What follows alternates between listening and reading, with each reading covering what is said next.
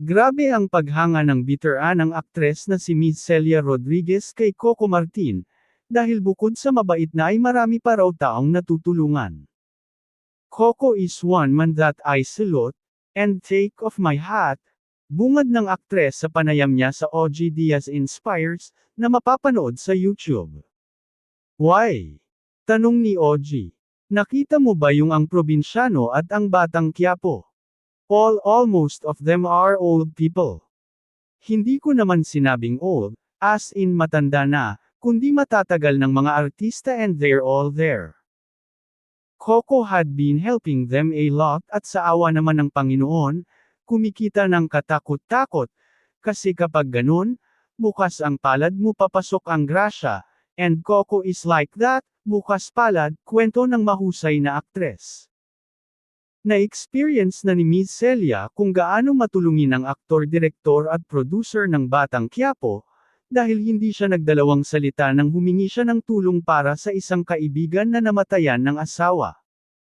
It happened to me once when I needed a help from him, for a friend whose husband is dying, and I don't know him. Coco knows me as Celia Rodriguez. My friend is crying over the phone and her husband is dying. Tinawagan ko si Coco. I asked Lorna Tolentino at ibinigay ang number, ring ng ring walang sumasagot. Tapos after tumawag siya sabi niya, "Tita, I'm so sorry, but I was in Batang Quiapo. I'm the director, I'm the actor, sorry tita hindi ako nakasagot."